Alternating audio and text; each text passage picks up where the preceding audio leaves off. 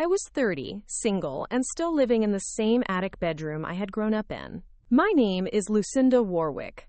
Lucy to the few who actually cared to call me anything other than the spinster. My parents owned 12 properties across town, 3 apartment buildings, and a tidy row of townhomes in Sherburne Hill. Yet they insisted I live rent-free with them as some kind of charity case, as though that arrangement were an act of generosity on their part. What it truly was. A gilded cage. I wanted to scream every time my mother reminded me how lucky I was. Other girls your age have to work 2 jobs just to afford a place. You get this nice big house, homemade meals, and a roof over your head. A roof, under which I had no say, no room to grow. That morning, I stood by the window, watching condensation slide down the glass. Rain traced lazy rivers along the pane, and in the distance, I could see the chimney tops of Sherburne Hill, the properties my parents refused to let me near.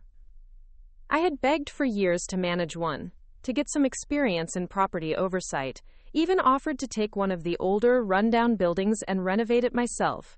They had always laughed, always said I wasn't cut out for real estate. Instead, my father tossed me a clipboard once a week and said, "Check the boiler, Lucy. You're good at ticking boxes."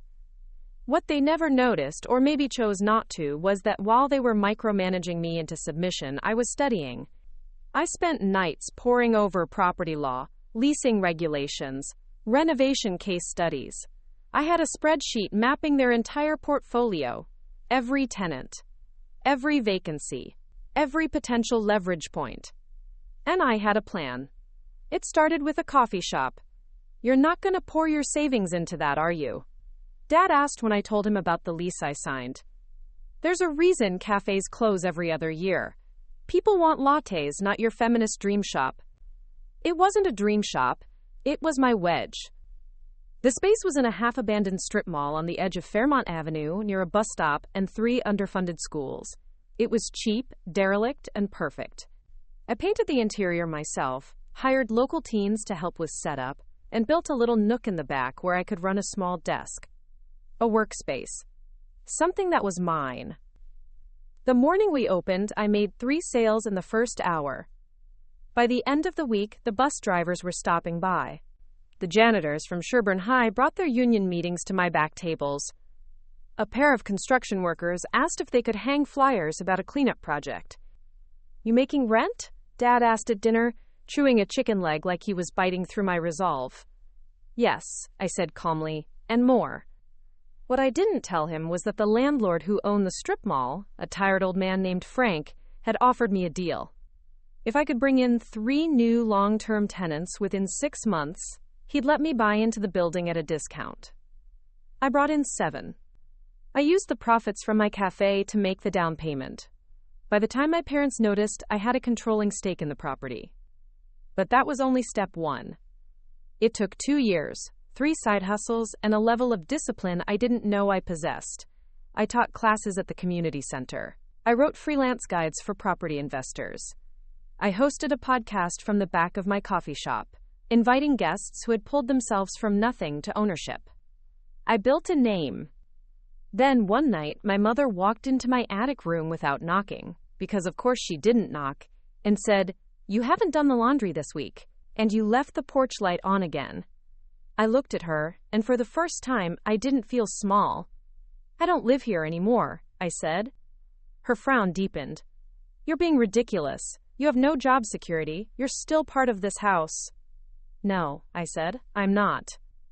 I moved out that night. I had already signed the lease on a duplex, one half rented, the other mine. It was shabby, but it was mine. 3 months later, my parents came to me. Their tenants were organizing, complaining, demanding repairs. My father had fired 2 supers in 6 months, and the rent roll was falling apart. They needed someone to help. "Just temporarily," my mother said, her voice clipped with that sugar-sweet tone she used when she was afraid of looking weak. "Of course," I replied. "Temporarily." I stepped in as their property manager, and I documented everything. The broken locks, the mold in the basements, the decades-old carpet in units that hadn't been touched since the 80s. I filed reports. Then I made offers. Quietly, through a series of holding companies, I started buying their debt. Old construction loans they had taken out in the early 2000s, long-forgotten liens, bundled property insurance loans from a bank that had changed names twice. They never saw it coming. The final blow came at a county auction. The Sherburne Hill complex had gone into default over unpaid fines. They assumed it would be cleared with a check. What they didn't know was that I had partnered with a local redevelopment trust. We bid. We won. They sat in stunned silence when I walked into their kitchen one morning, placed the deed on the table, and said, "I'm your new landlord." My mother blinked first.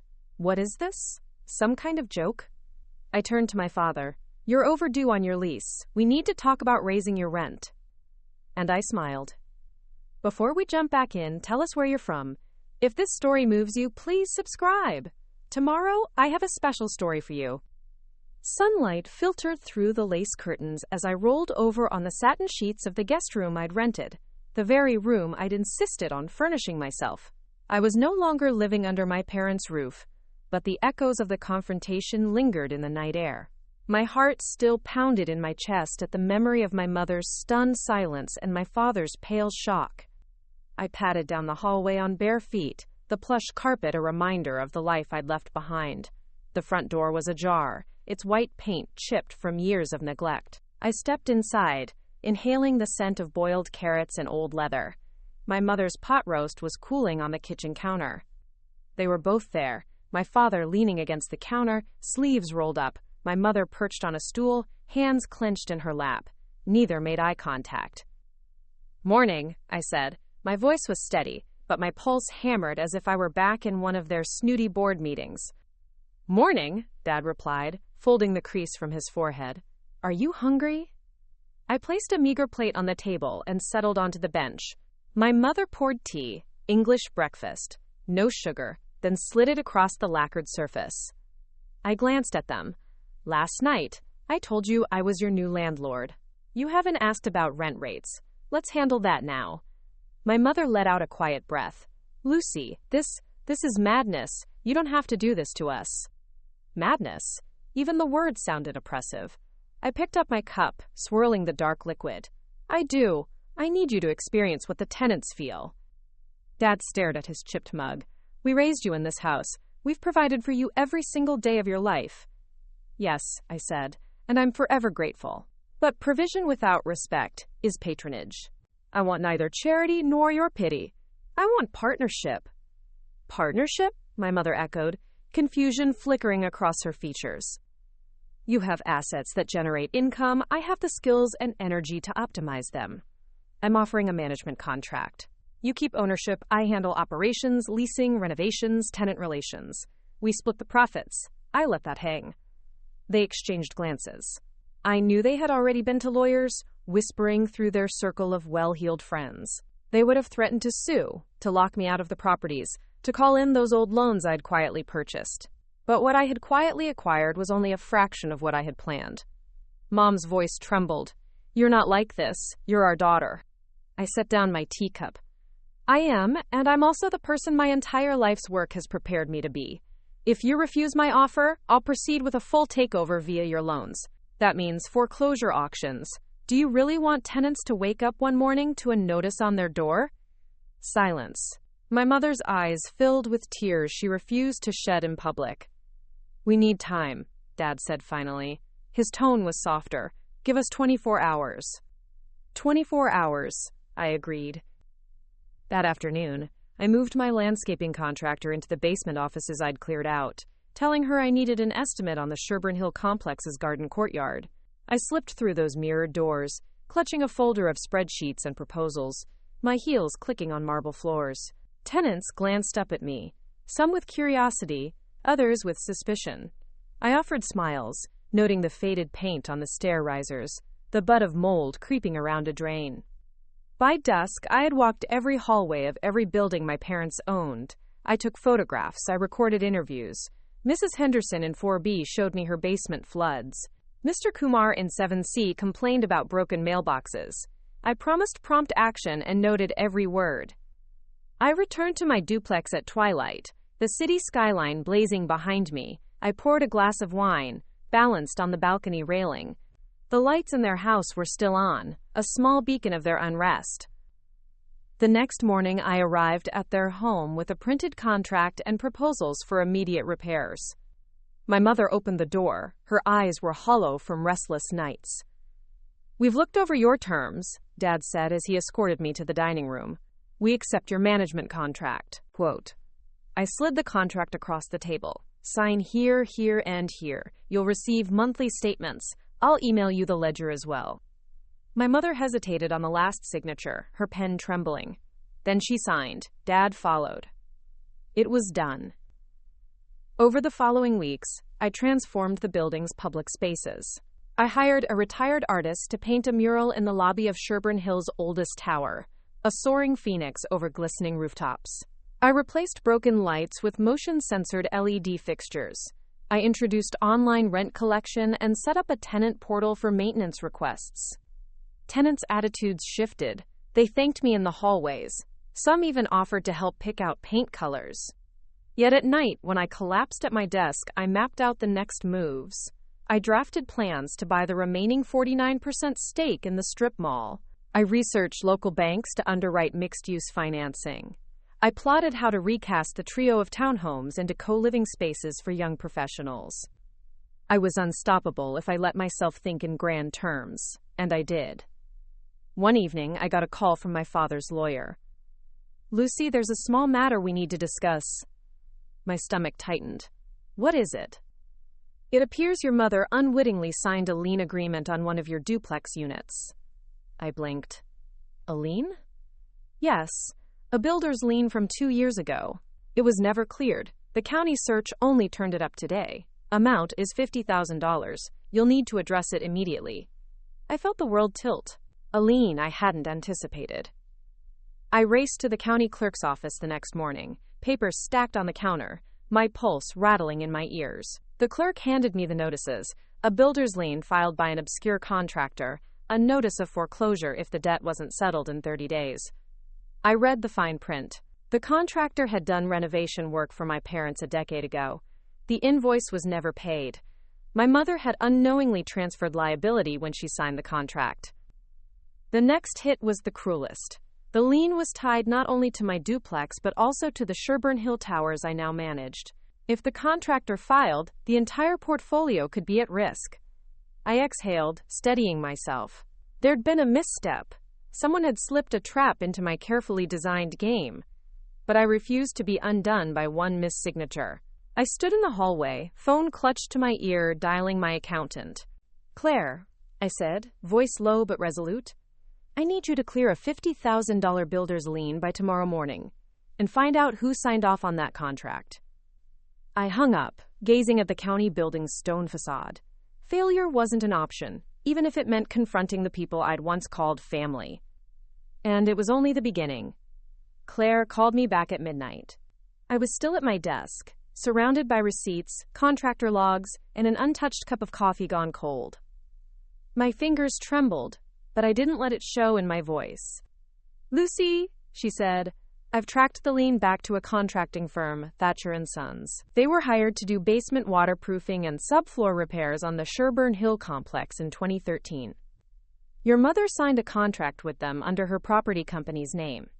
Apparently, they never received full payment. The remaining balance accrued interest until they filed the lien in 2017, but it went unprocessed due to a paperwork error. It just got reinstated." My stomach twisted. "Can we negotiate?" "I already spoke to them. They'd prefer to settle. $52,000 if we pay by end of day tomorrow. If not, they start the foreclosure filing on all attached properties Monday morning." "Wire it," I said without hesitation. "From where?" she asked carefully. "I'll free up funds from the Reserve 2 account and liquidate one short-term note from the cafe's expansion fund. We'll make it work." There was a pause. "That'll leave your liquidity low for 3 months. Are you sure?" "Yes." I hung up and leaned back in my chair. My duplex was safe. The towers were safe. But it was a wake-up call. My parents had buried more landmines than I realized. Their empire wasn't just mismanaged. It was unstable. I spent the next 48 hours combing through every agreement they'd signed in the past 2 decades. There were mold remediation contracts with unpaid balances, pest control services on annual auto-renew that were charging double market rates, and even a maintenance contract with a company that hadn't visited the properties since 2018.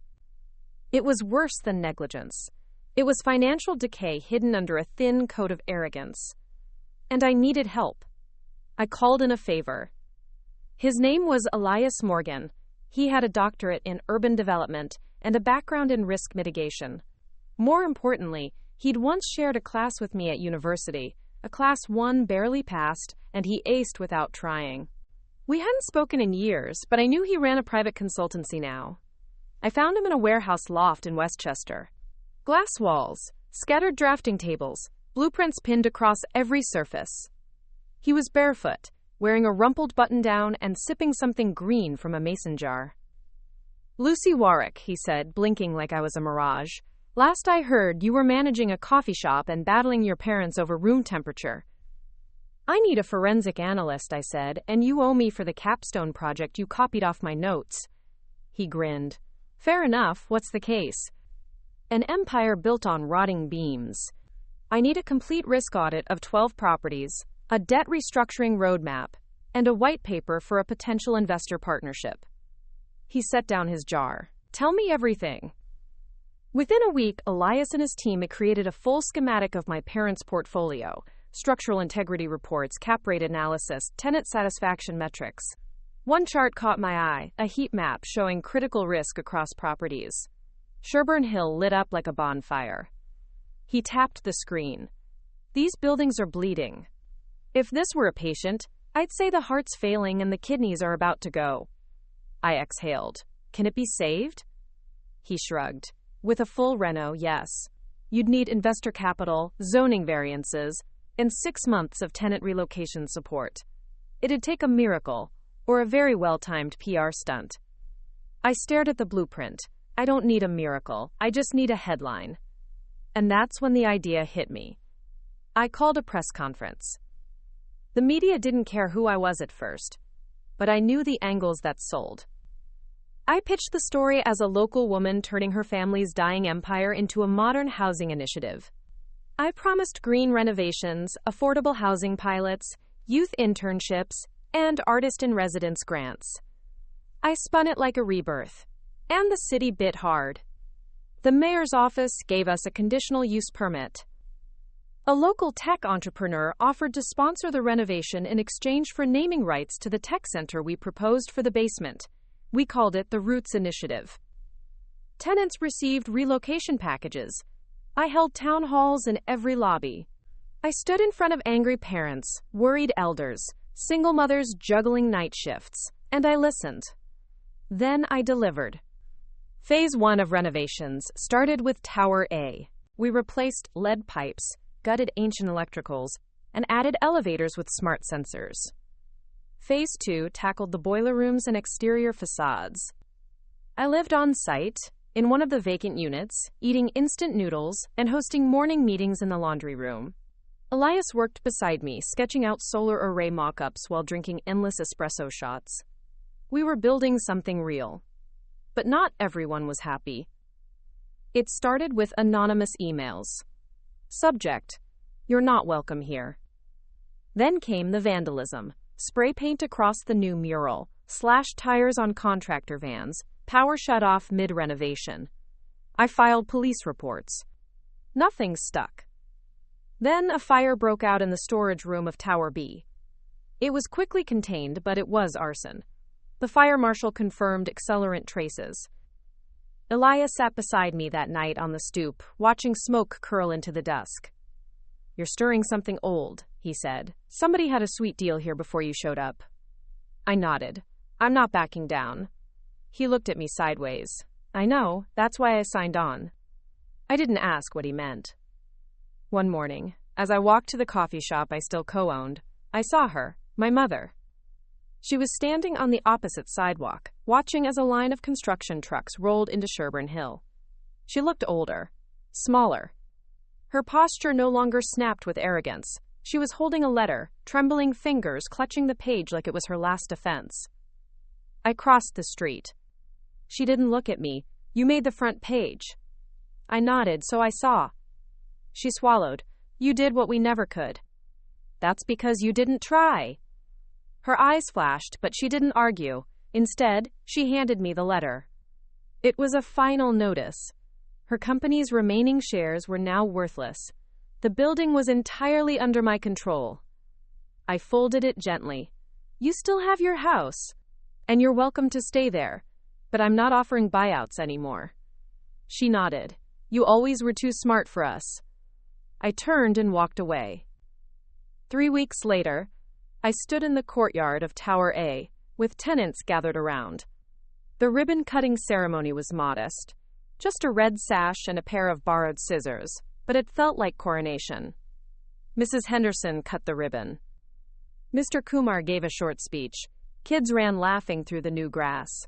Elias nudged me. So what's next, Empress of Equity? I smiled. Townhomes. Then maybe build something new from scratch. Quote. From scratch, he mused. I like that. But before I could respond, my phone buzzed. A text. From a number I didn't recognize. You think you've won. You haven't. Check your mailbox. My blood went cold. I turned to Elias. Trouble doesn't knock anymore. It mails itself. We ran. I opened the mailbox outside my duplex. Inside was a manila envelope. No name, just a wax seal I recognized. My grandfather's. It meant old money, old power, old secrets. And I knew then, this fight wasn't over. It had just begun. The wax seal was unmistakable, burnished red, pressed with the crest of the Warwick family estate, a stag between two towers, haloed by laurels. I hadn't seen it in nearly a decade. My grandfather, Edwin Warwick, had once ruled our family with quiet authority and an iron will. He died when I was in college, or so I believed. But if this seal was real, then someone with access to his archives was watching me. I peeled it open slowly. Inside, a folded sheet of parchment. Not paper, parchment. On it, in familiar slanted ink, you are trespassing on more than property. You are trespassing on legacy. Step back. Before you learn what your parents never told you. No name, no signature. But I knew that handwriting. It had haunted my childhood. Notes tucked into birthday cards, margin scribbles in old ledgers. My grandfather had died without a will. At least, that's what my parents claimed. But now... Lucy, Elias said behind me, you look like you've seen a ghost. I turned and handed him the letter. He read it, then frowned. This isn't just intimidation, this is a challenge. From who? My dead grandfather? I asked, voice bitter. Or someone who wants you to believe he isn't dead. I pulled out my phone and called Claire. I need everything you can find on Edwin Warwick's estate. I want probate records, hidden trusts, shell corporations, anything that links back to his holdings. You got it, she replied. As I hung up, Elias gently tapped the back of the envelope. There's something hard in here. I turned it upside down. A key fell into my palm. Small, old, brass. There was a number etched into it, 9C. I stared at it, chills rippling down my back. Tower C didn't have a unit 9C. Not officially. That night I returned to Sherburne Hill with a flashlight and the master key ring. Tower C had long been under repair, sealed off until Phase 3 renovations. Tenants had moved out. Lights were off. Construction crews wouldn't return for another week. The elevator was shut down, so I climbed the 9 flights of stairs. At the top, panting, I found what I expected. The floor ended at 9B. Just 2 units. But as I traced the wall between them, something felt wrong, hollow. I tapped it. A faint echo answered back. I pulled out my penlight and found the seam, a thin, almost imperceptible line in the wall, a concealed door. The key slid in smoothly. Click. The wall creaked open into darkness. I stepped inside. Unit 9C wasn't on any blueprint. It was a narrow corridor apartment, untouched since the 70s. Dust coated everything. A velvet chaise lounge, oak filing cabinets, a rotary phone, and on the desk, A leather ledger. I flipped it open. Property transfers. Warwick Estate Holdings. Page after page of entries. Not just properties I knew, but dozens I didn't. Warehouses in Manchester.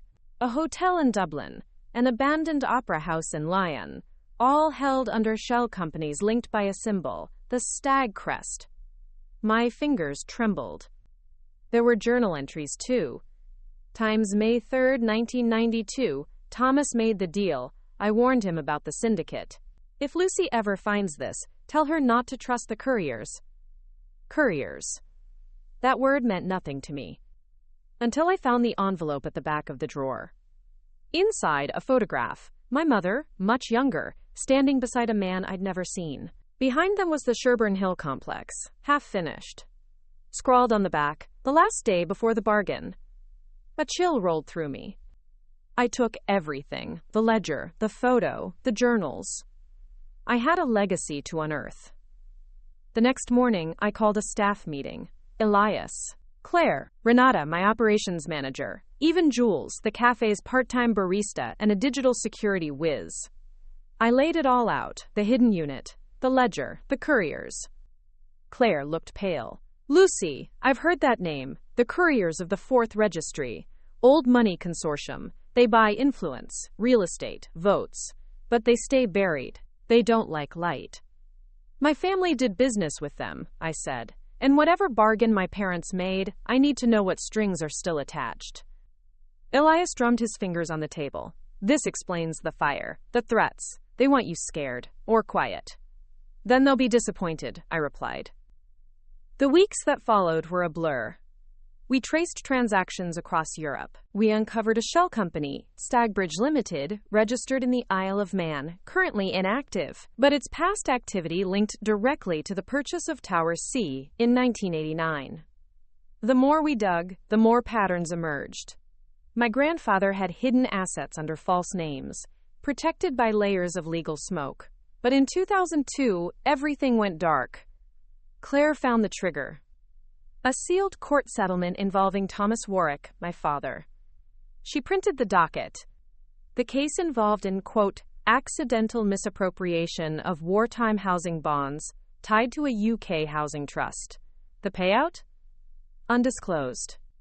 My father had bailed himself out of disaster using money that didn't belong to him. And someone had kept the receipt. We received another letter. No wax this time. Just clean white paper and blocky black ink. You have 1 week. Return the ledger. Or Tower C goes dark permanently. I looked at Elias. It's time we went to the source. He nodded. The couriers? No, I said. My father. I found him in the greenhouse behind the house, pruning orchids with military precision. He didn't look surprised to see me. You found the vault, he said simply. You knew it existed. Of course, your grandfather built this empire on secrets. I stepped forward. And the couriers? He snipped a stem. They kept him powerful, until he said no. Then they made him disappear. Not dead, just erased. I swallowed. So he's alive? I don't know, Dad said. They threatened to bury our entire family. We gave them Tower C. They used it for their dealings, storage, meetings. Whatever they wanted, we stayed afloat. And when I took over, you kicked a hornet's nest. He met my gaze. Lucy, you're brilliant, but this is not a fight you can win with spreadsheets. Then I'll use something else. He gave a sad smile. Then God help you. The next morning, I went to Tower C. I unlocked Unit 9C and placed the ledger in the center of the room. I left a note. You want it? Come take it. But we'll be watching. Then I rigged the room with 3 HD motion sensor cameras, audio too, hidden behind vents, within a fake smoke alarm, and one inside an antique clock that still ticked softly. We waited. 3 days. On the 4th night, someone came. The feed showed a figure in a long coat, gloved, moving with methodical precision. They examined the ledger, photographed pages, then pulled out a small black book. They scrawled something, then lit a match and burned a slip of paper over the sink. Before they left, they turned to the antique clock and nodded. They knew. We traced them through facial recognition. Nothing. They were ghosts. But Jules had frozen a single frame. The glove had shifted, revealing a ring, a signet ring, the stag crest. Warwick blood. I stared at the photo for hours. Someone in our family wasn't just involved, they were still active. And I needed to know who. Because Sherburne Hill wasn't just a complex. It was a fortress. And someone was about to lay siege to it. The next day, the power grid crashed. Tower A, B, and C. No lights, no water, no elevators. A cyber attack. Our systems were frozen. Fire alarms blared without cause. Tenants panicked. Parents held crying babies in stairwells. The elderly were trapped on upper floors. It took us 15 hours to restore partial power. The city filed a formal inquiry. My management license was put under review. It was war. And I would not lose. Not now, not after everything I'd built. This story took us a long time. If you like it, subscribe! Now, back to the story. Tower A's boiler room was sweltering. I crouched beside the circuit panel with sweat dripping from my chin, flashlight clenched between my teeth, prying open the dead fuse housing that had knocked out the third-floor water heaters. Jules was on the radio in my ear, his voice crackling through the static. I've isolated the worm. It tunneled through our smart meter API. Real professional work. Encrypted, layered, buried inside utility telemetry. This wasn't a prank, this was surgical. Can we contain it? I muttered, fingers trembling as I rewired the feed. Already building a firewall around the affected grid. Claire chimed in next. Legal sent over the city's inquiry package. They want a hearing in 10 days. It's a regulatory warning, but if we don't respond perfectly, they'll suspend your property license. I gritted my teeth. Then we'll respond perfectly. Lucy, she added softly, they're framing this like negligence. They're using this attack as evidence you don't have the infrastructure to manage legacy buildings. I forced the breaker into place. The circuits hummed. Lights flickered, then steadied. I'm not just managing legacy buildings, I whispered. I'm rewriting legacy itself. Quote.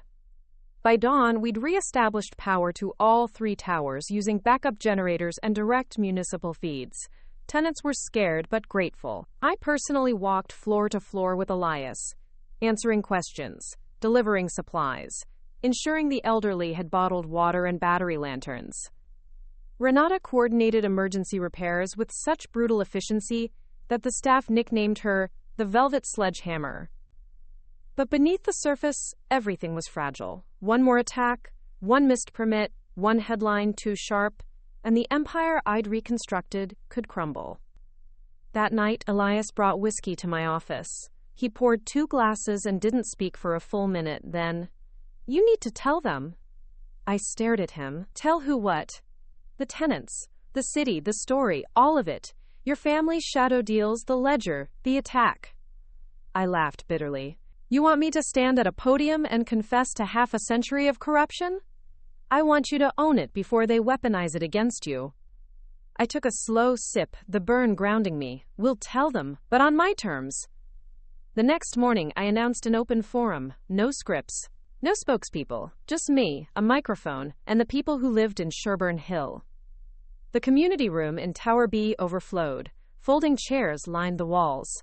Kids sat cross-legged in the aisles. There were single mothers, retired dock workers, students, grandmothers with eyes like microscopes. I took the mic. I won't waste your time, I began. You've seen the outages, the chaos. You've felt fear in your own homes, and you deserve to know why.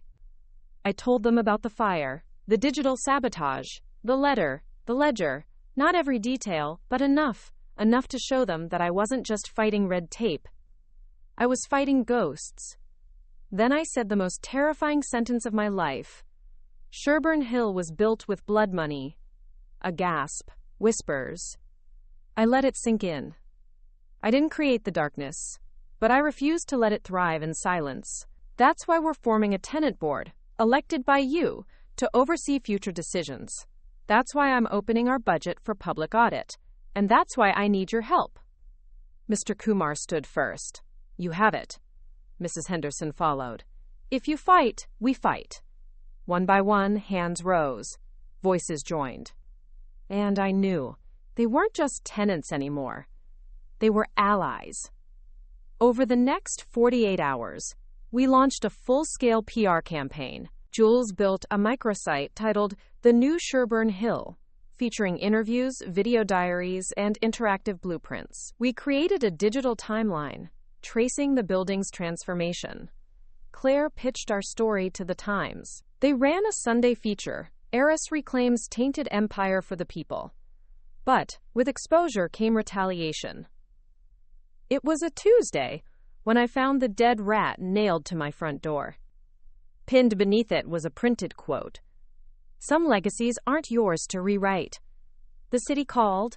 Anonymous tips alleged embezzlement. A finance officer from a local bank refused to approve our refinance package. I pressed forward.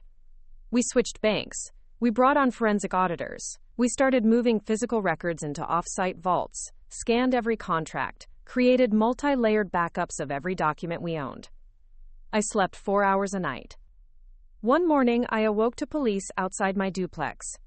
My car had been torched. Lucy, Elias said as we sat inside the shell of my burned-out SUV, this isn't corporate warfare anymore. It's personal. I know. Then we need to go bigger. I raised an eyebrow. How? He pulled out a folder. There's an international real estate summit in Geneva next month. Keynote speakers, investors, media. Your grandfather used to be an annual guest. They still reserve a Warwick seat out of tradition. My stomach twisted. We stand on their stage, Elias continued. We show the world what you've done. We shame the couriers in front of their own. And risk exposure?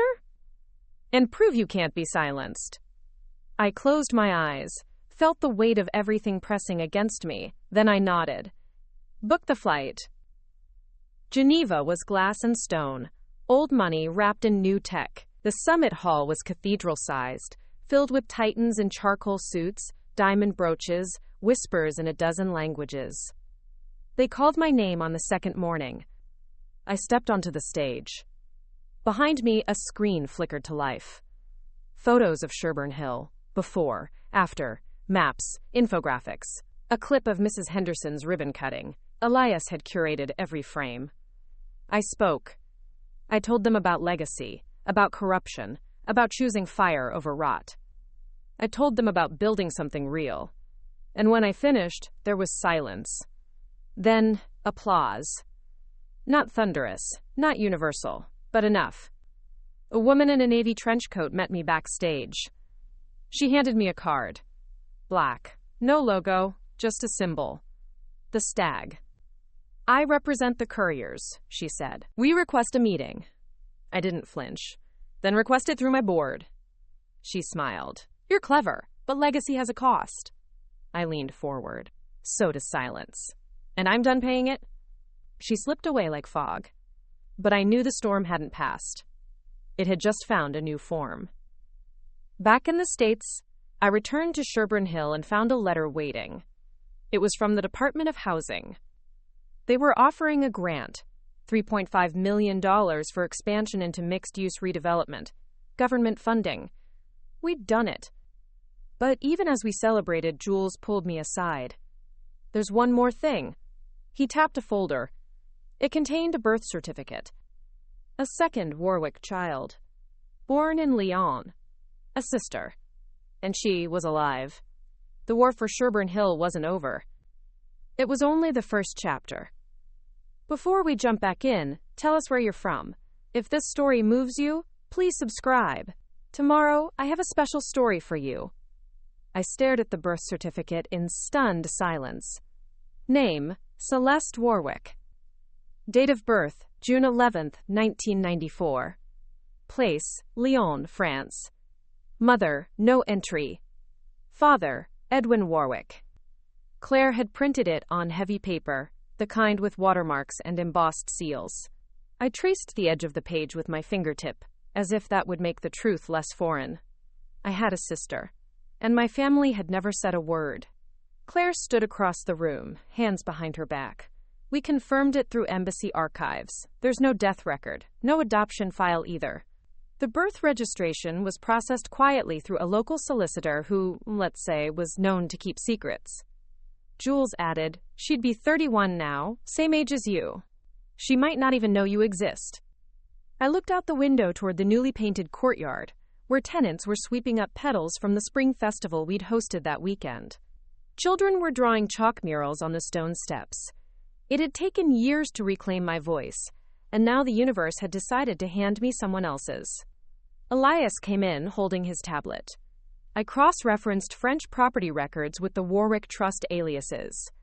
A Celeste Dubois owns a historic inn outside Lyon, paid in cash, renovated without any bank loans, completely private. My pulse quickened. That's her? He nodded. We can't prove it. But the financial fingerprints match your grandfather's shell firms. My mind spun. Edwin had fathered another child in secret, raised her in another country, left behind breadcrumbs in ledgers and burned letters. Why? Why hide her? Why protect her from the couriers but leave me behind? Do we contact her? I asked. Everyone was quiet. Then Elias said, you can't build legacy on silence. If there's a sister out there, you need to know who she is and what she's been told. I nodded slowly. Book the flights.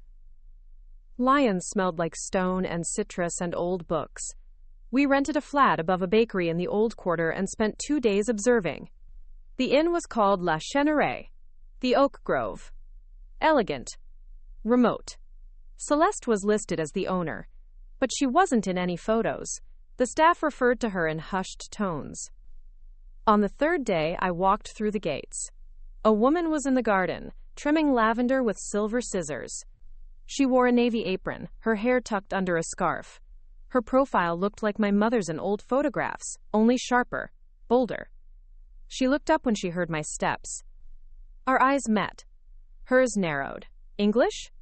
Yes, I said, stepping closer. I think we're related. She didn't move. I have no family in England. I reached into my satchel and handed her a photo, the one I'd found in 9C. Our father, the Sherburne Hill Project, the man she may or may not remember. She stared at it for a long time. I know this man, she whispered. He used to visit in winter. He gave me a necklace with a stag on it. My throat tightened. He was my grandfather. She looked up sharply. Then you are Lucy? I blinked. You've heard of me? Celeste's voice dropped. He wrote about you. In letters he made me burn. Said you were a fighter. Said they would come for you one day, and I was not to interfere.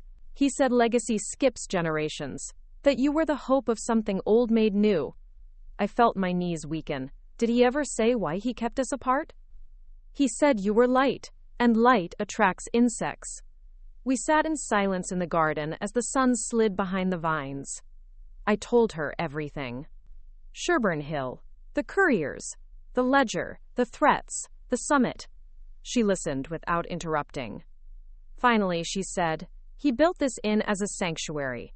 For people running from power. I grew up among shadows. He taught me how to disappear. And now? I asked. She smiled faintly. Now I think it's time I reappear. We returned to the States together. The team was cautious, but curious. Celeste spoke 5 languages, studied architecture in Prague, and had rebuilt the inn from stone and sweat. She walked the towers with me, asked sharp questions, made sketches of courtyard modifications and airflow redesigns. She belonged. We drafted a new plan. The Warwick Trust, once a web of shadows, would be dissolved and reformed as a cooperative, managed jointly by me, Celeste, and a board of tenants and stakeholders. Transparency, equity, future-facing. But to do it, we needed to purge the final thread, the couriers. We knew they wouldn't go quietly, and they didn't. The first attack came as a legal injunction. A New York firm claimed we had stolen intellectual property from legacy holding families. Total nonsense, but it froze our grant money for 72 hours. The second was subtler. A woman posing as a city inspector showed up at Tower A, demanding access to mechanical systems. Renata checked her ID. It was fake. By the time we called police, she'd vanished. The third was more dangerous. A pipe burst in the cafe during our public launch of the Warwick Cooperative. Water flooded the basement. Sparks flew. A transformer caught fire. Nobody was hurt. But it was a warning. Celeste stood beside me that night in the alley behind the cafe, smoke rising from the vents. "They'll keep pushing," she said. "Then we'll keep building," I replied. But my voice shook. The next morning we got an invitation. A simple card, no name. Just a location. A private residence in Hudson Valley, midnight. Claire begged me not to go. Elias insisted we have security. But I knew I had to go alone. The house was a stone manor built into the hillside. Gothic arches, iron gates, gas lanterns that burned like ancient sentinels. Inside, a long corridor. At the end, a man. Tall, silver hair, eyes like steel. "You look like your grandfather," he said. "You knew him?" "I trained him." I crossed my arms. "Your courier?" "We are many things. We do not belong to time." I stared him down. "You've sabotaged my buildings, my family. You threatened me with shadows. Now you show your face?" He poured a drink. "We do not fear you. We came to offer you a chair." "A chair?" "At the table, join us. You could lead, reshape the world with your vision." I shook my head. "You still think control is power?" He shrugged. "It is, unless you give it away." I turned to leave. "Wait," he said. "If you walk out, the next letter you receive will be an obituary. Quote." I paused, looked back. "Make it yours." Then I walked away. That night, I published the ledger. Scanned pages, notarized annotations, cross-indexed with shell companies and signatures. The world noticed. Within days, headlines read, Asterisk, daughter of empire, exposes old guard. Asterisk, Sherburne Hill heiress, defies blackmail. Asterisk, cooperative movement gains federal backing. The Department of Justice opened an inquiry. City officials called for reform. Investors backed out of courier-linked funds. The stag was bleeding. Weeks later, Celeste and I stood on the rooftop of Tower C. Below us, the new gardens bloomed. Solar panels gleamed. A mural of two women, sisters, stretched across the north wall. I looked at her. "Do you ever miss the quiet?" She smiled. "No. I think I was waiting for the noise." And then she pulled out a key. "To what?" I asked. She didn't answer. Just pressed it into my palm and whispered, "Next." The key was small and square, stamped with a strange emblem, an oak leaf encased in a circle, distinct from the Warwick stag. Brass, aged, cold against my palm. I turned it over again and again as the rooftop breeze tousled my hair. Celeste gave no explanation. She only said, "You'll know when it's time." That was a week ago. Since then, the entire cooperative had felt like a living thing, humming with energy, swelling in confidence. The tenant board had finalized its bylaws. Our first round of communal budgeting passed unanimously. The mural on Tower C was nearly finished. Our tenant-run community pantry had distributed food to nearly 80 families that month alone. Elias joked we were a mini republic inside the wreckage of the old empire. But underneath that momentum was a hum of tension. The couriers had vanished. No new attacks, no letters, no legal threats. And that silence felt more dangerous than fire. Claire and Jules were tracing loose ends from the published ledger. Renata led a committee to redesign the ground-level units for universal accessibility. Celeste was coordinating with a French preservation group to protect the buildings as cultural heritage. And me? I kept dreaming of the key. On the 8th day, I finally saw it again, on a carved stone near the basement of Tower C. I had walked past that relief 100 times, but never noticed the oak leaf in the carving's corner. Same design, same shape, almost like a lock. I pushed. The stone shifted, and behind it, an elevator button. One I'd never seen before. The elevator hissed when it opened. Old world brass, velvet-lined. The number panel included a symbol that matched the key. I slid it in. The elevator began to descend. Not one floor. Not two. 7.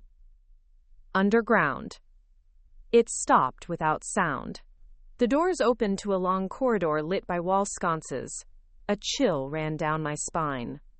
At the end was a room. Inside, a single table, a chair, and an envelope.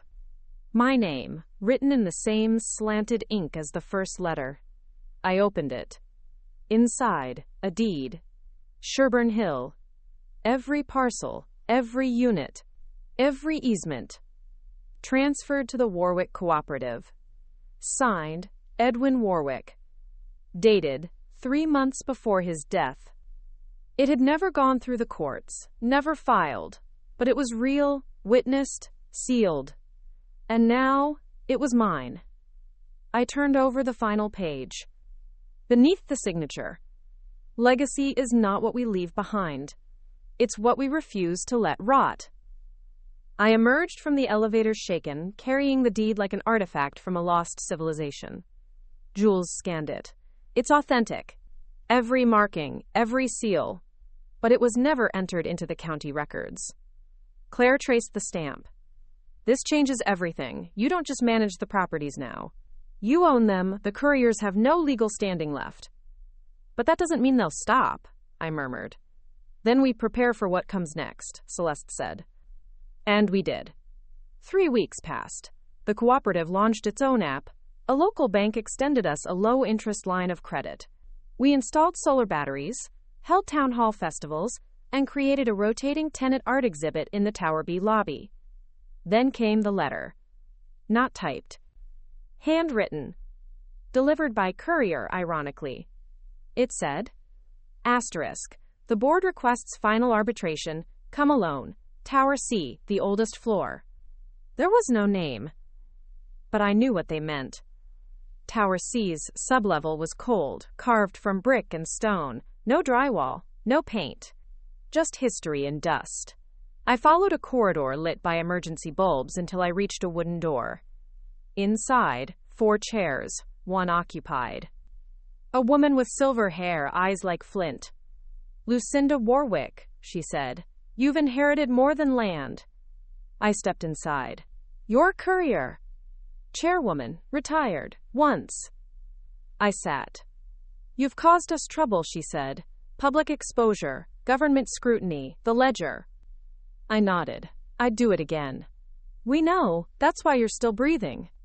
She slid forward a folder. Inside, a proposal. Dissolve the courier syndicate. Distribute assets into 3 philanthropic trusts. Rebrand the remaining capital as a renewable development firm. All under cooperative oversight. I blinked. Why? Because our model is dying, you proved that. I opened the folder. The terms were generous, transparent, auditable. And you want my help? I asked. We want a blueprint, and yours is working. I closed the folder. I'll present it to the board, but we'll audit every transaction. One lie, and this ends. The woman smiled. You already ended it. We're just asking to be buried properly. 2 months later, the news broke. Asterisk, Shadow Consortium converts to Climate Equity Trust. Sherburne Hill became the pilot site. Federal grants poured in, community-built units, rotating tenant governance, reinvestment clauses. It became a model, not just for housing, for power. And one morning, as I sipped tea on the rooftop garden, Celeste sat beside me with a newspaper. Front page, a photo of us, standing before the first fully net-zero residential tower in the state. The headline, Sisters of the Stag. I laughed. We'd come so far, but as the wind stirred the ivy, I turned to her and asked, what happens when they come back? She looked out over the skyline. Then we build something even stronger. And I believed her. Because we weren't rewriting legacy anymore. We were forging our own. To be continued. The ribbon-cutting ceremony for the Net Zero Tower wasn't extravagant by design. We kept it intimate, just a cluster of tenants, community leaders, and a few dozen press outlets with handheld mics and eager questions. The cameras panned across solar tiles, vertical gardens climbing the tower's south face, and the custom plaque engraved with the names of every tenant who had voted in favor of the redevelopment. Celeste stood next to me in a linen blazer, hair twisted back, her expression focused and unreadable. She'd always been like that in public, calm, composed, a natural diplomat. Me? I still had to bury my nerves beneath a rehearsed smile and clenched jaw. Claire gave a short speech about economic renewal, urban sustainability, and the rebirth of cooperative housing in the 21st century. Elias, with his signature casual confidence, explained the architectural innovations and the thermal venting systems that cut our winter energy bill in half. Then it was my turn. I stepped up to the mic. I grew up believing that power came from inheritance, from names, assets, legacies. But I've learned that real power is created, shared, fought for. This building stands not because of what we inherited, but because of what we chose to rebuild, together. Applause. Brief. Respectful. After the photos were taken and the scissors tucked away, a journalist from a housing rights column pulled me aside. "Ms. Warwick," she said, scribbling in a leather notebook, "is it true that your family once considered demolishing this entire complex?" I didn't hesitate. Yes, and I nearly did myself, when I saw the rot, the cost, the history. But it's easier to tear down than to restore. Restoration is the real rebellion. Her pen froze mid-sentence. That's a quote? I smiled. Then use it. For the first time in nearly a year, things felt still, peaceful, not idle.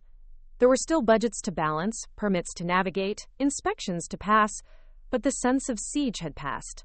I woke each morning not to crisis, but to purpose. We opened a shared workspace in Tower A's old boiler room. Kids from the local high school coded their first apps there. A community-run wellness center launched on the top floor of Tower B. Mrs. Henderson taught yoga on Thursdays.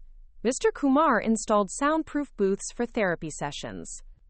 The Warwick Cooperative had become more than a project, it was a movement. And yet, there were moments when the silence unnerved me. Because people like the couriers don't vanish, they recede, reconstitute, wait. I began to notice subtle oddities. An anonymous donation to our food program traced back to a Luxembourg holding. A shadow bid at the city auction for the old train depot adjacent to Sherburne Hill, one we'd planned to turn into a community market.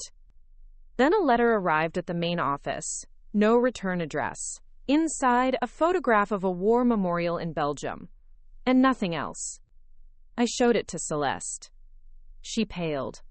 That's the statue where our grandfather met his courier contact for the first time. He told me once, when I was 13, that every empire begins in the shadow of war. Jules ran a digital trace on the envelope barcode. It was mailed from Prague. 2 days later, our banking partner froze a routine transfer, citing irregular compliance triggers. The next week, a city inspector failed our elevator safety audit, even though the elevator had passed 3 private checks just the day before. Then Renata's phone was cloned. Her personal messages leaked online. None of them criminal, but one showed frustration with the tenant board, cropped out of context. Within 24 hours, the story was in a tabloid. Power corrupts, even in cooperatives. It felt familiar, patterned, intentional. I called a private meeting in my office. Elias, Claire, Jules, Renata, Celeste, the circle. We closed the blinds, turned off all recording devices, and placed our phones in a Faraday bag. "This isn't sabotage," I said. "It's a test. They want to see if we break under pressure without them lifting a finger." Claire nodded grimly. "They're watching, measuring." "Then we make them see something else," I replied. We devised a counter-strategy. Jules developed a digital mirror, a honeypot system that mimicked our internal servers but fed false data. If someone tried to breach us again, they'd be tracing breadcrumbs we'd planted. Claire contacted allies in the city council to fast-track our appeals and counter the inspection fail. She also scheduled a private conversation with a whistleblower who used to work in Courier-affiliated finance. Elias reached out to an architecture podcast with a large following and got them to feature a piece on our cooperative success, a soft PR shield. Celeste and I took the most delicate task. We booked 2 tickets to Prague. We arrived just before dawn. Cold fog pressed through the alleyways, making every shadow seem older. The photograph had shown a memorial statue at the edge of the Letna Gardens, half forgotten, worn, with ivy curling up its granite base. We found it by 6 a.m. There was no one around, except a man in a beige coat. He stood 30 feet away, staring at the statue, unmoving. When I stepped closer, he didn't turn. Instead, he said, "Your grandfather came here in 1968, right after the tanks left." I swallowed. "Who are you?" "A relic," he replied, "like the systems you're trying to burn down." "Then why meet me?" "Because not everyone in the Courier circle agreed with how things ended. Some of us believed in evolution, not extinction." He handed me a flash drive. "This contains their next 10-year projection, real estate, political financing, media buys, everything. They're not retreating, Lucy, they're adapting." I stared at him. "Why give this to me?" He finally looked at me. His eyes were gray. "Because if we don't reshape power, it reshapes us." Then he walked away. Back in the States, we decrypted the files. It was worse than I imagined. They weren't just focusing on housing. They were embedding influence into infrastructure, smart cities, surveillance contracts, biometric real estate leasing. They weren't dying. They were mutating. And Sherburne Hill was one of the few visible thorns in their side. We made a decision. We wouldn't just defend. We would lead. The next month, we launched the Civic Guardian Initiative, a national network of cooperative-led development blueprints. We open-sourced our architectural plans, published our budgeting models, created a digital toolkit for other communities to replicate our tenant-led governance system. Then we hosted the first Cooperative Futures Summit. 20 cities sent delegates. We shared our mistakes, our reforms, our fights. And slowly the narrative shifted. From asterisk, Sherburne Hill survived, to asterisk, Sherburne Hill is teaching. And we were just getting started. But as I closed my laptop one night, long after the summit, I found a letter on my pillow. No envelope. No stamp. Just a sentence. "In the end, only one of you will inherit everything." And it was signed, Warwick. But not with my name. With Celeste's. To be continued. I read the letter 3 times. "In the end, only one of you will inherit everything." It wasn't just the words. It was the handwriting. Identical to the first note I'd received after acquiring Sherburne Hill. The same narrow slant. The same deliberate stroke on the W. The same message, now turned inward. But this time it was signed, Warwick. Only not with my name. With hers. Celeste Warwick. I stared at the signature for a long time, trying to convince myself it was a mistake, a forgery, a distraction. Anything but what it felt like. A match lit between us. By morning, I still hadn't told her. Instead, I buried myself in work. With the Cooperative Futures Summit behind us, we had 20 new cities interested in piloting Warwick-style housing models. Claire was scheduling follow-up consults with legal teams in Denver and Philadelphia. Renata had begun drafting the licensing model for our building code blueprints. Elias was prepping a design trip to Montreal. Jules, however, noticed something was off. "You're dodging her," he said one night as we reviewed firewall logs. "You've been circling Celeste like she's radioactive." "I'm busy," I muttered. "You're lying," he said gently. I didn't deny it. That night, I found Celeste alone in the Tower B rooftop greenhouse, pruning a tomato vine that had grown wild over the lattice. She looked up as I stepped in. "I know," she said softly. I blinked. "Know what?" That someone left you a message, with my name on it. My throat tightened. How? I found one too, she said, pulling a folded sheet from her jacket. Same handwriting, same tone. But her message read, "In the end, blood always returns to blood." I exhaled slowly. They're trying to split us. Celeste nodded. Divide and destabilize. It's classic courier strategy. Create cracks. See which one of us flinches first. I stepped closer. Then we don't flinch. We burned both letters together. But distrust doesn't evaporate with flame.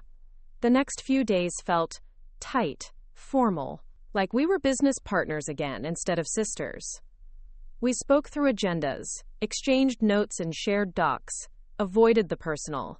I felt the distance grow inch by inch. Then came the incident with the Lafayette lot. The Lafayette lot was a corner parcel 2 blocks from Sherburne Hill, vacant, but perfectly positioned for expansion. We'd been eyeing it for months as a possible site for affordable retail and creative studios. But the day before we submitted our offer, another bid landed. Private. Anonymous. All cash. Accepted immediately. I only discovered the buyer when the land registry updated 2 days later. Celeste Warwick. I confronted her that night. We met in the old boiler office, where the dust of our first phase still lingered in the floorboards. You bought it behind my back, I said. Why? She didn't flinch. Because I knew the city would stall your proposal. They've been dragging their feet for weeks. They're under pressure from courier-connected developers. I went direct. But you used your name, not the cooperative, not our joint entity. She met my eyes. Because if they sniff Warwick blood on both sides of a table, they freeze. But one Warwick, one they think they can isolate, they let her through. I paced. You should have told me. You would have said no. You didn't give me the chance. I was protecting the project. I stopped. And what if you weren't? What if you're playing a longer game? Silence. Her jaw clenched. Is that what you really think? I didn't answer. Because I didn't know. The next morning, she was gone. No note, no text, no explanation. Renata said she left at dawn, boarded a flight out of JFK, destination unknown. Claire confirmed she had canceled 3 meetings with city planners. Jules tried pinging her encrypted email. Nothing. It was like she vanished. And suddenly, I was alone again. The days that followed felt mechanical. I moved through meetings like a wind-up doll, answered emails, reviewed budgets, smiled at residents during garden walkthroughs. But inside, I was burning. Had she left because she didn't trust me, or because I didn't trust her? Had I driven away the only person who truly understood what it meant to fight this battle with Warwick blood in her veins? Then, a week later, a box arrived at the main office. No return label. Inside, a book. A first edition of * Jane Eyre. Tucked inside the cover was a map. And a note. Meet me where the story began. See. The map was hand-drawn. It led to Lyon. The inn. I flew out the next morning. By sunset, I was walking the gravel path toward Le Chenerai. It looked unchanged, still surrounded by lavender, still glowing in the amber dusk. She met me at the threshold. I didn't leave to disappear, she said. I left to remember. I said nothing. She motioned me inside. The interior was quiet. A fire crackled in the hearth. She poured tea, sat opposite me. I've been in a shadow all my life, she said. Our grandfather told me to hide, to preserve, to be the vault while you became the flame. I believed him. She looked at her hands. But now I think he was wrong. We're not meant to mirror each other. We're meant to test each other, to push and pull, and sometimes to fracture.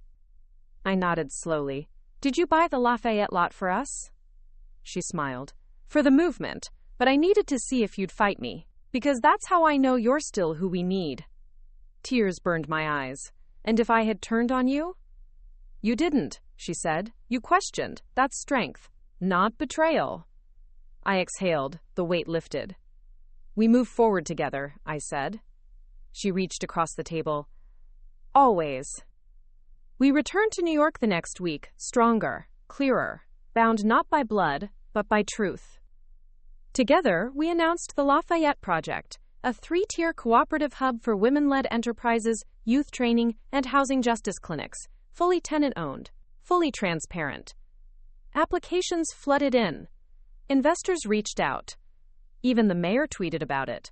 And on the night of the groundbreaking, someone left a note on my windshield. One of you passed the test. One of you hasn't yet. We're still watching. This time, there was no signature. But the ink smelled like old wax. And I knew the past wasn't done with us. Not yet. To be continued. The ink smelled faintly of clove and old paper. I turned the note over 3 times, hoping for some trace, some imprint. Nothing. Just that single line. One of you passed the test. One of you hasn't yet. We're still watching. I kept the engine idling as I stared through the windshield.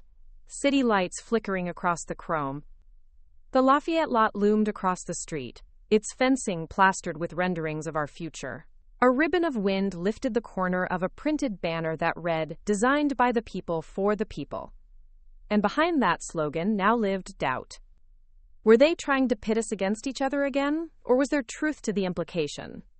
Was I still being tested, or was Celeste? The next morning, I tucked the note into the vault where I'd kept the original deed from Edwin Warwick, the handwritten one. Next to it sat the charred remains of the first courier letter, the sealed parchment, and the flash drive from Prague.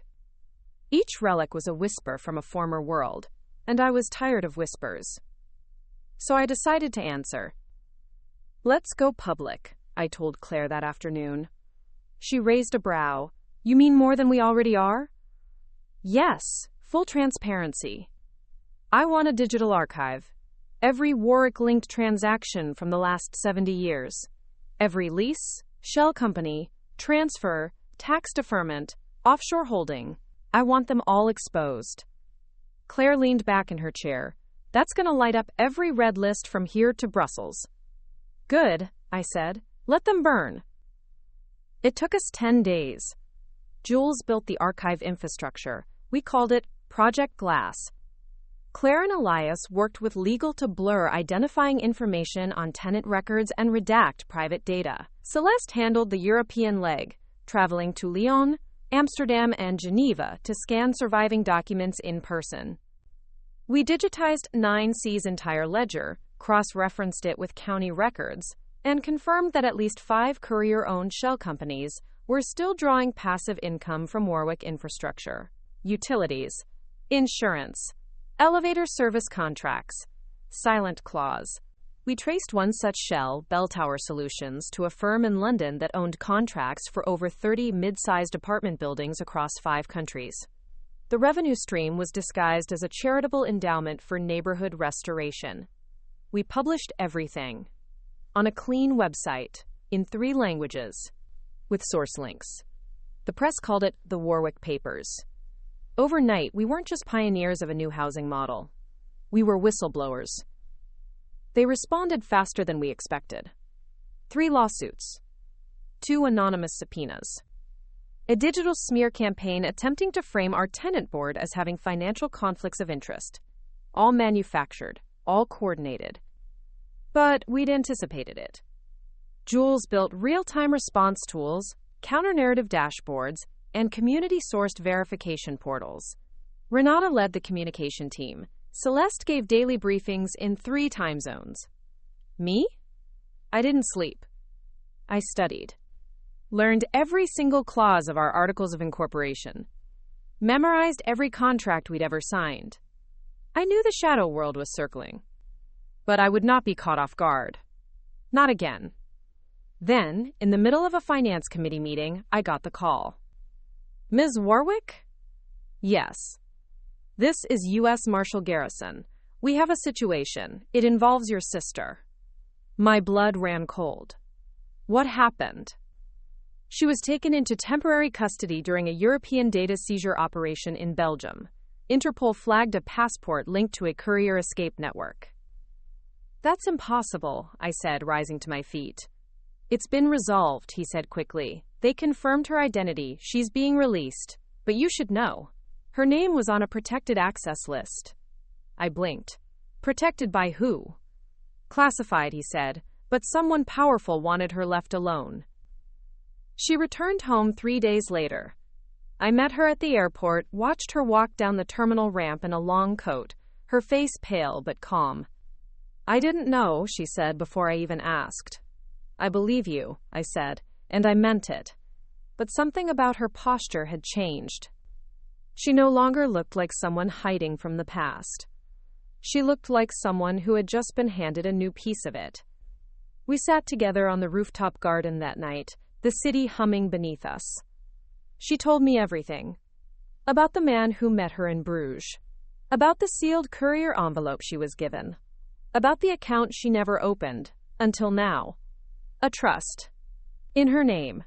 Opened the year of her birth. It was set to activate once I reconnected with you, she whispered. I swallowed. Do you know what's inside? She nodded. Control. Over the final fund. The last courier reservoir. All under my signature. I felt my heart stop. And you haven't touched it? No. But they wanted me to. They said it was mine by birth. Birth, I repeated, not merit. We sat in silence. Then she looked at me. What would you do?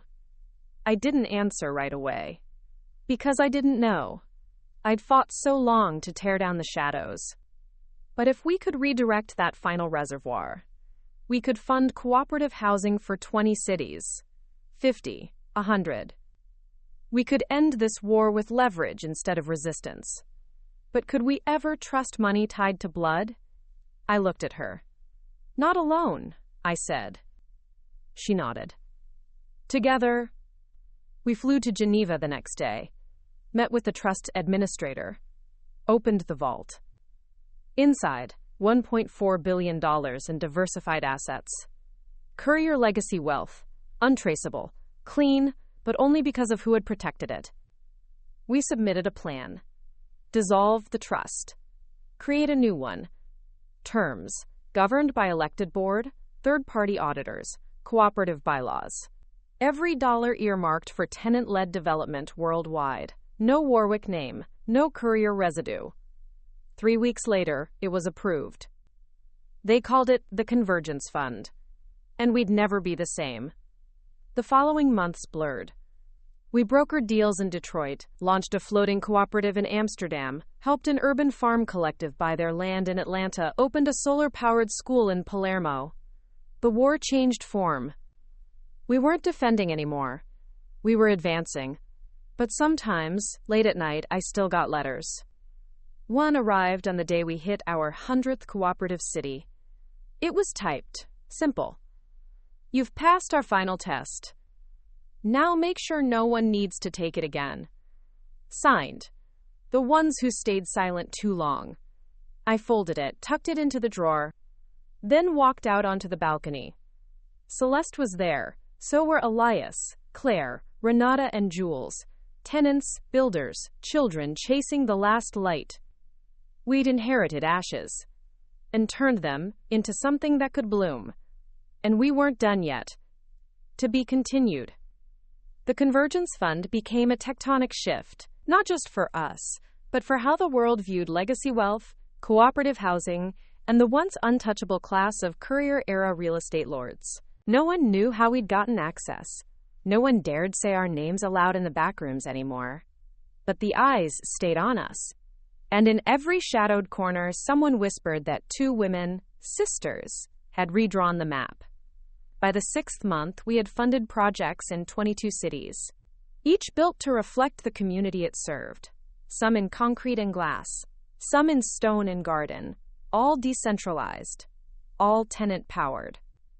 And yet, for all our growth, I could feel the ground shifting beneath me again. Not from the couriers. From something deeper. Celeste had changed. Not overtly. But it was there, in her posture. In the way she slipped into calls late, left meetings early. In the way she refused press appearances. At first, I chalked it up to fatigue. We'd been pushing hard. But one morning I found her in the west stairwell of Tower C, alone, gripping a letter with trembling hands.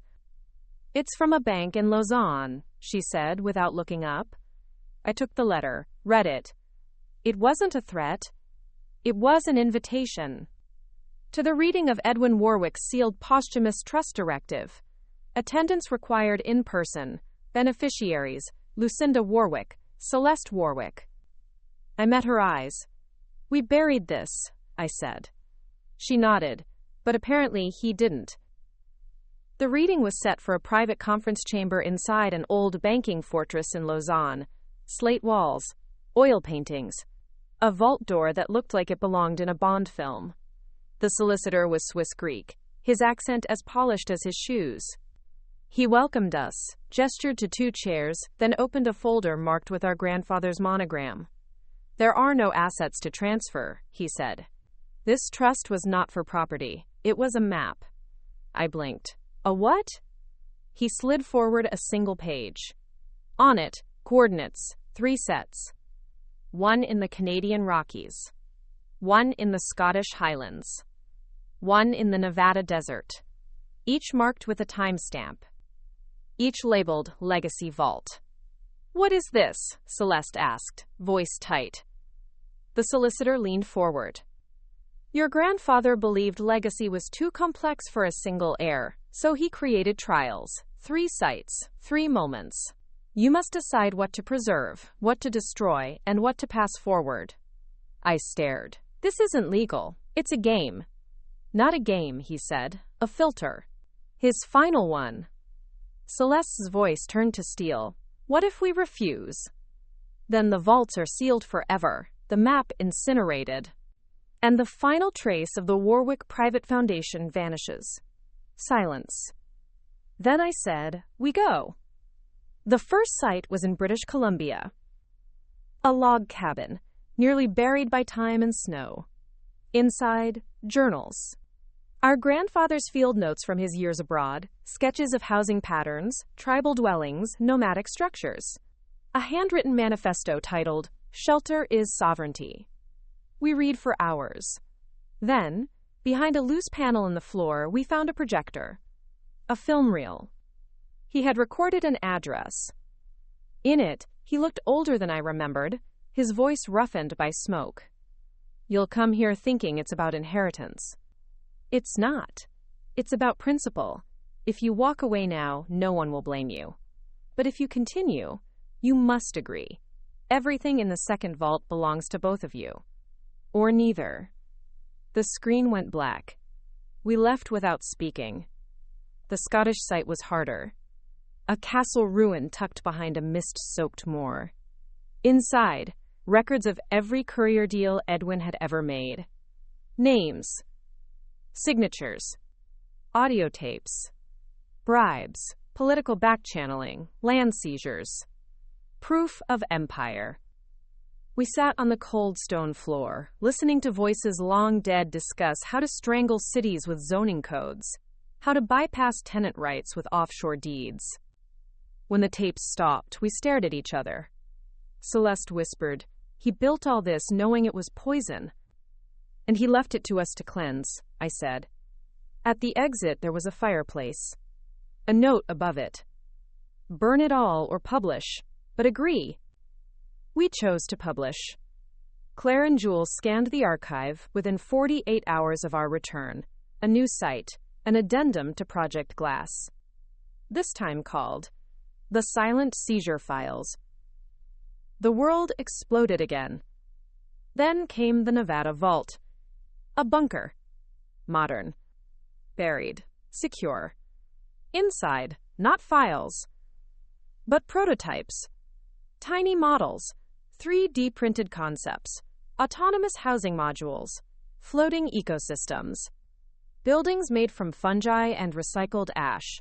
Artificial intelligence coded to match human tenants with floor plans based on their learning patterns. It wasn't a hoard. It was a laboratory. A future waiting to be unlocked. On a table, a single message.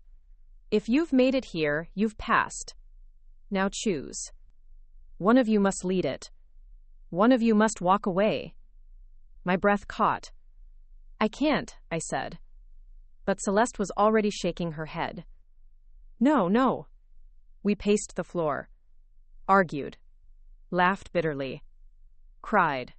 In the end, it was Elias who offered the answer, on a voice call from a distant airport gate.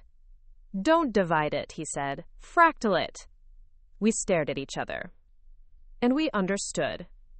We returned to Geneva.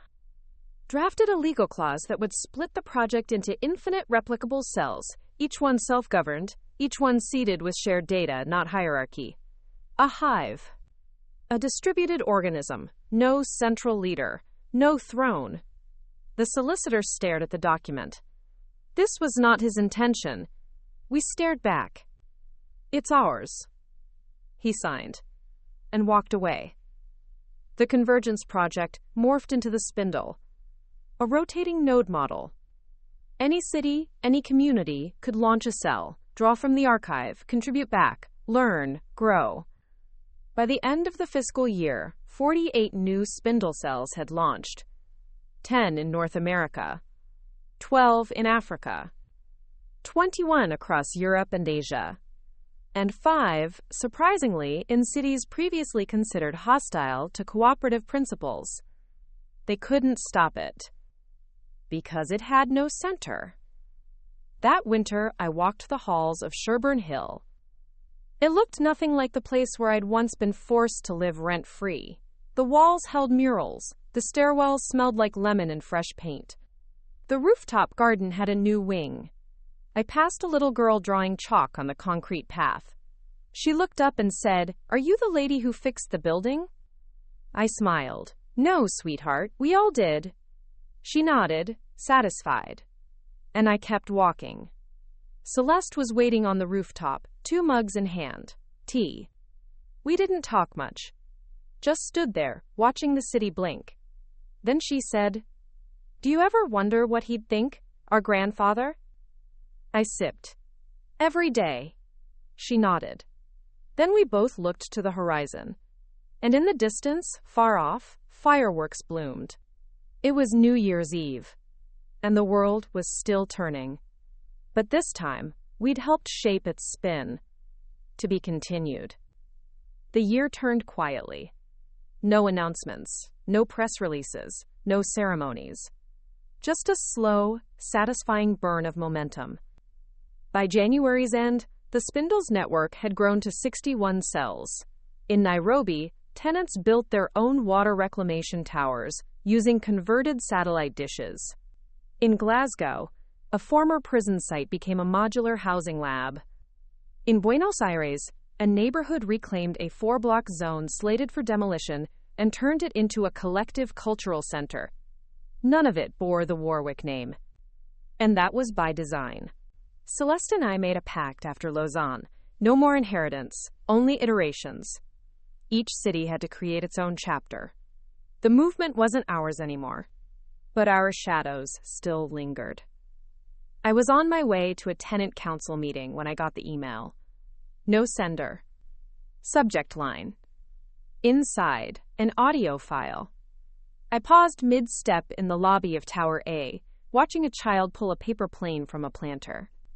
I pressed play. It was my grandfather's voice. Crisp, measured, familiar. And when the mechanism fails, as all mechanisms do, remember this: legacy is not a straight line. It loops, it forgets. And then, if you are very, very lucky, it forgives. The file ended. Attached was a coordinate set. Baltimore. An industrial dockyard. No name, no further instructions. I sent it to Celeste. She replied with a single word: go. The dockyard was abandoned. Cranes frozen mid-gesture. Shipping containers rusted into place. I wandered until I found the marker, a yellow crate painted with a stag sigil that had been scratched out and replaced with a spiral. Inside, a binder. And a laptop. The binder was filled with schematics. Root code, Warwick Proto-Tenant Ledger, 1964. It was the seed of everything. The first software my grandfather had used to catalog land deals. It was analog at the time, typed tables and maps, but I recognized the framework. The laptop booted into a single program, a live simulation. An AI model of tenant dynamics, rent flux, maintenance decay, emotional well-being metrics, population mobility overlays. It was a primitive, but eerily accurate version of what we had now. Jules had once asked me how the spindle worked so smoothly across continents. I told him it was trust. But that wasn't the whole truth. Some of the harmony we were seeing had already been modeled. Long before we arrived, long before I ever knew, I closed the laptop. Back in New York, I gathered the team. Claire, Jules, Renata, Elias, and Celeste, via satellite from Copenhagen. I showed them the simulation, showed them the ledger, then asked the question I was terrified to ask. Have we actually changed the system? Or just accelerated the inevitable? Silence. Then Elias leaned forward. Does it matter? It does to me, I said. Because if our grandfather designed the framework we're using, then maybe we're not breaking cycles, we're fulfilling them. Celeste looked down. Unless we rewrite the algorithm. Quote, that became our next project, the Refractor. An open-source tool built on the bones of the root code, reimagined to reject all default assumptions about property, power, and permanence. We trained it not on real estate records, but on community stories, lived experiences, oral histories, collective dreams. Instead of calculating ROI, it calculated relational integrity. Instead of maximizing profit, it maximized permanence without control. We launched it quietly. A GitHub repo, a peer-reviewed white paper, an anonymous signal to those paying attention. You don't have to follow the rules you inherited. The effect was immediate. Within weeks, design collectives began forking the Refractor. Indigenous architects used it to map land use without displacement. Inner-city neighborhoods used it to reclaim neglected lots through time-based stewardship models. Even a group in Osaka used it to redesign post-retail spaces into rotating eldercare coupes. And then the knock came. 3 of them. Middle of the night. I opened my door to find a woman in a long gray coat standing under a dripping awning. She held a metal case. I'm not courier, she said, but I worked with them once. I let her in. She opened the case. Inside, 2 passports. One in my name. One in Celeste's. Both stamped with a single red symbol I didn't recognize. What is this? I asked. A request, she said. For what? For you to sit at the table, the real one, the one behind the one. I stared. Why now? Because your refusal to consolidate power has made you more dangerous than any tyrant. I looked at the passports. Then back at her. And I said, we don't sit at tables we didn't build. She nodded. Then build the next one. We'll be watching. She left the case. And disappeared. I met Celeste on the High Line the next morning. She had flown in without telling me. Something's changed, she said. I nodded. We're not insurgents anymore. No, she agreed. Now we're infrastructure. I told her about the woman, the case, the invitation. She listened, then said, so we decline again? No, I said. She blinked. We don't decline, I continued. We overwrite. And so began the accord. Not a foundation. Not a board. A convening. Once a year, rotating host cities, open seats, no hierarchy. Participants from every cell of the spindle. Architects, sociologists, gardeners, street poets, displaced tenants, undocumented builders, elders, children. No one paid to speak. No one paid to listen. The first accord was in Oaxaca. The second, in Bucharest. The third, in Detroit. Each time, the agenda was built in real time. Each time, something beautiful emerged. New models. New forms. New rules. And the couriers? They never resurfaced. Some say they folded into the spindle, quietly, anonymously. Others say they vanished completely. All I know is that the silence that once felt ominous now felt earned, like a forest regrowing after a long fire. One evening, a teenager from our very first tenant board knocked on my office door. She was now 19, studying urban systems. She asked if she could intern. I smiled. You helped rewrite a city at 15. I think we're the ones interning under you. She laughed, then paused. Is it done? She asked. The work? I looked around the room. Photos of every tower, every summit. A faded copy of the first ledger. The wax-sealed envelope. No, I said. It's just finally become what it was always meant to be. She left. I sat back, watched the sun fall behind Tower A, and somewhere, deep in the network, another cell flickered to life. I didn't know its name, didn't know its language, but I knew its intent, and that was enough. We had begun with a building. Now we were building the world. To be continued. The first light of dawn filtered through the glass panels of the rooftop greenhouse at Sherburne Hill. I stood beside Celeste, watching the city stir beneath us. The hum of early trains, the distant rumble of delivery trucks, the soft whoosh of cyclists carving lanes that only yesterday had been clogged with traffic. Beside us, a group of tenants, architects, teachers, community organizers, unfolded a long banner made of patchwork fabrics. Each square bore a hand-painted symbol, a wheat stalk, a rising sun, a pen, a hammer. It read, "Building tomorrows together." I felt a surge of emotion. I'd never been good at grand statements, but the sight of those symbols, stitched by hands that had once been powerless to shape their own homes, brought tears to my eyes. Celeste placed a hand on my shoulder. "We're here," she said softly. "Ready," I replied. The 13th Accord convened that morning in a converted railway roundhouse on the edge of our district. Thunderous iron arches arched overhead. Sunlight splintered through broken panes, illuminating motes of dust that danced like living spirits. Delegates from every spindle cell, farmers from Nairobi, artists from Glasgow, tech activists from Detroit, sat around a vast circular table.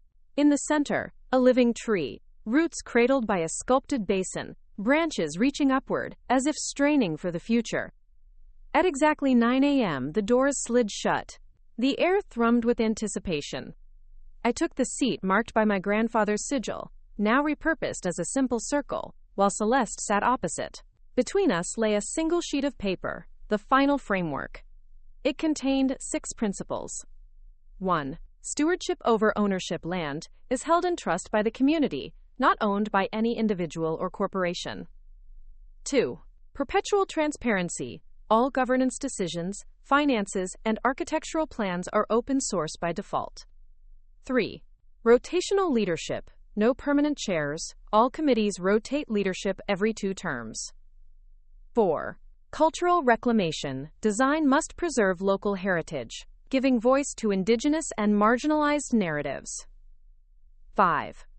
Ecological reciprocity. Every building must contribute net restoration to its environment through water regeneration, solar cycles, or biodiversity corridors. 6. Generational transmission. Mentorship and knowledge must be encoded into living archives, passed down by elders to youth. I cleared my throat. These are the principles my grandfather left us to discover, not to inherit, but to embody. Today, we honor them by adopting this framework as the living code of the spindle. There was silence. Then, one by one, delegates placed their hands on the tree's trunk. Murmur of assent. We had done it. After the accords, the final ceremony was simple. No headlines, no cameras, just a quiet walk through the blocks where it had all begun. Tenants stopped to greet us. Children held small flags. The plants in the community garden leaned toward the sun.